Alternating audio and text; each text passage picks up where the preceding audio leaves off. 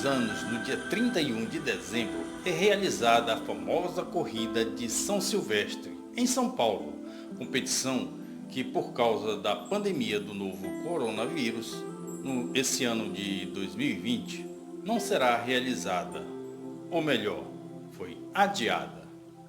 Mas afinal, quem foi São Silvestre? É sobre este santo que vamos conhecer hoje um pouco de sua história. Mas antes, quero agradecer aos 471 inscritos no canal e pedir a você que ainda não se inscreveu, se inscreva, ative o sininho para receber as notificações, compartilhe esse vídeo e deixe seu like e seu precioso comentário, pois ainda tenho muitas histórias de outros santos para contar para você. O último dia do ano é dedicado a São Silvestre, sacerdote romano nascido no ano 285, segundo o Liber Pontificalis. Era filho de certo Rufino Romano e se tornou o 33º Papa da Igreja Católica com apenas 29 anos de idade no dia 31 de janeiro do ano 314, o que lhe garantiu um longo papado de 21 anos, sucedendo São Melquíades.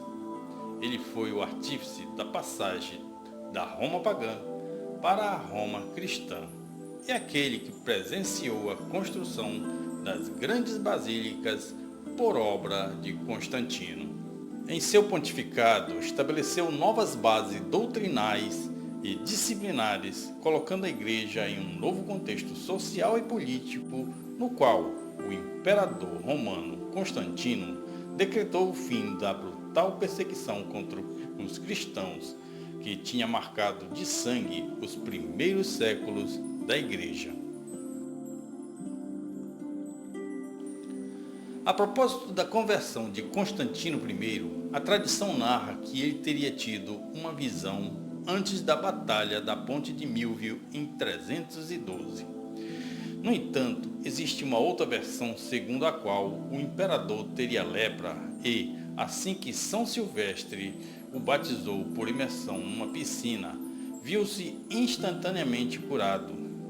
Praticamente, não existem fundamentos para esse relato alternativo, pois Constantino foi batizado no final de sua vida pelo bispo Eusébio de Nicomédia. Mas, seja como for, o fato é que até o reinado deste imperador, os cristãos eram perseguidos rotineiramente no Império Romano.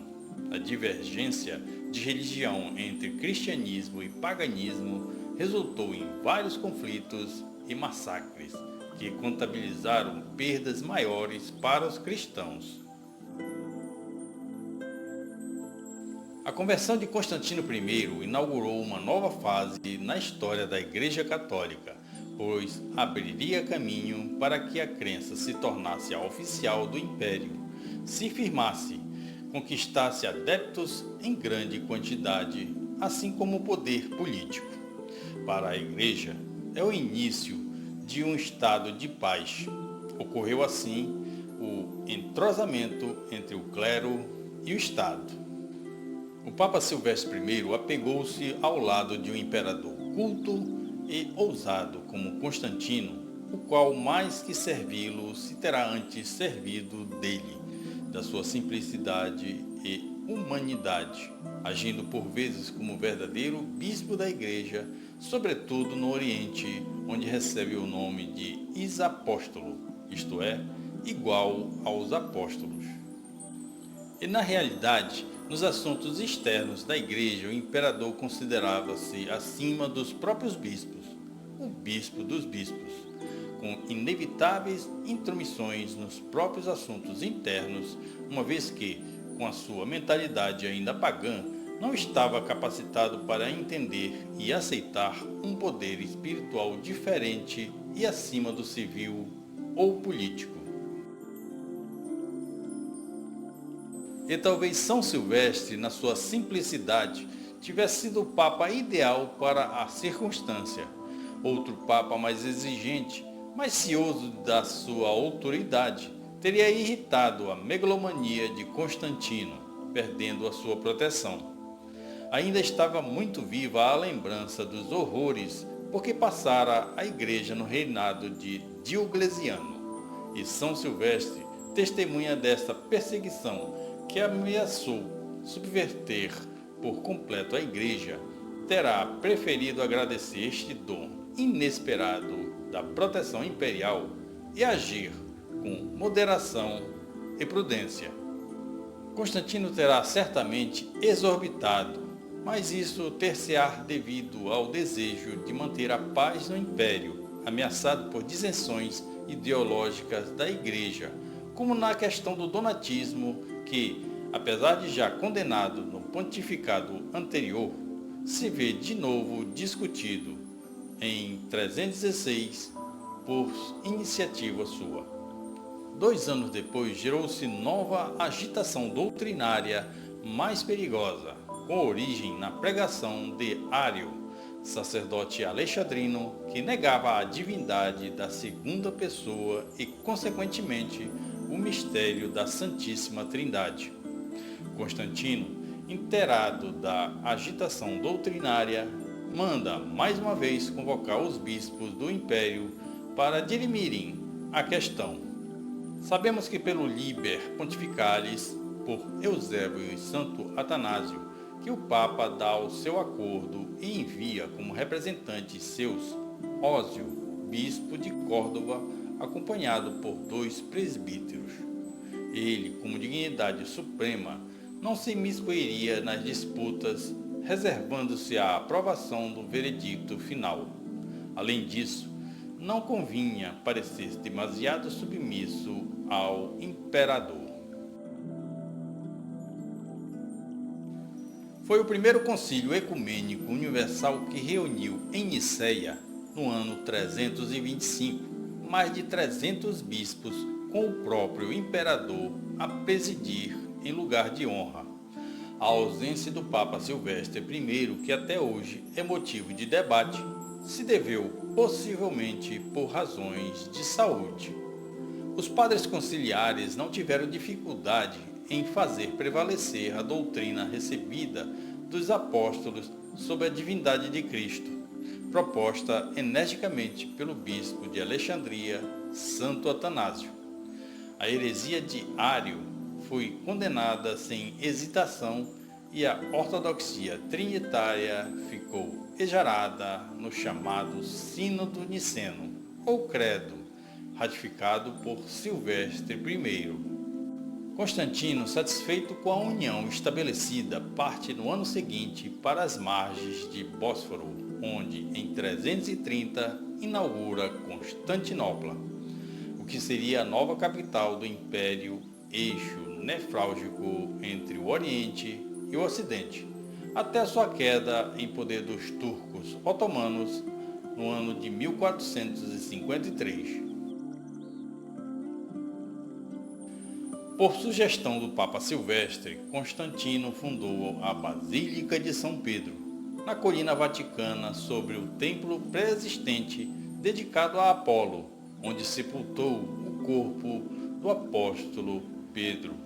Data dessa altura a chamada doação constantiniana, mediante a qual o imperador entrega à igreja, na pessoa de São Silvestre, a Domus Faustae, casa de Fausta, sua esposa, ou o Palácio Imperial de Latrão, que foi a residência papal até o pontificado de Leão XI, junto ao qual se ergueria uma grandiosa basílica de 5 naves dedicada a Cristo Salvador, e mais tarde a São João Batista e São João Evangelista, futura e atual Catedral Episcopal de Roma, São João de Latrão. Mais tarde, doaria igualmente a própria cidade. Depois de um longo pontificado cheio de acontecimentos e transformações profundas na vida da Igreja, o Papa Silvestre I morre no último dia do ano 335, aos 50 anos de idade, encerrando assim um pontificado de 21 anos de duração. Foi sucedido pelo brevíssimo pontificado de São Marcos Papa, que durou apenas 8 meses e meio. Sepultado no cemitério de Priscila, seus restos mortais seriam trasladados pelo Papa Paulo I para a igreja erguida em sua memória. São Silvestre foi um dos primeiros santos canonizados sem ter sofrido o martírio.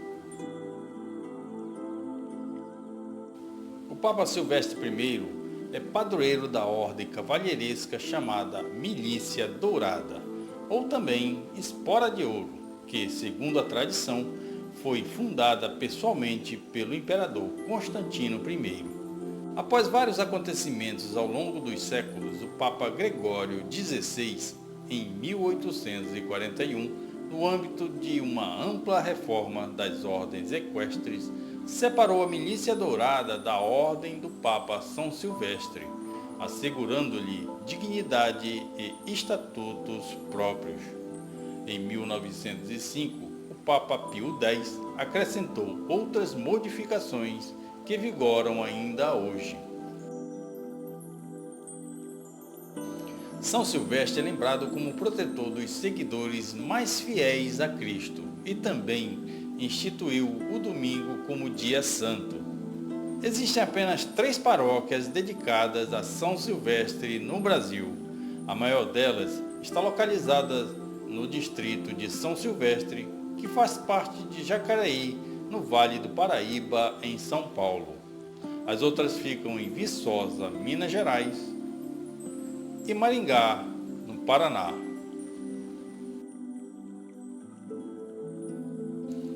Falando um pouco sobre a corrida de São Silvestre, tudo começou em 1924, quando o jornalista Casper Libero, após um retorno de uma viagem à França, resolveu trazer ao Brasil uma corrida de rua semelhante à que havia conhecido no país europeu. O nome da corrida passou a se chamar São Silvestre devido a ser realizado todos os anos no dia 31 de dezembro, dia em que a igreja celebra sua memória litúrgica. Amados irmãos e irmãs, esta é a história de vida deste grande santo de nossa igreja. Você já conhecia a história de São Silvestre? Me conte aqui nos comentários que eu quero saber. Que São Silvestre possa nos proteger, abençoar e interceder por todos nós neste novo ano que está iniciando. São Silvestre, rogai por nós.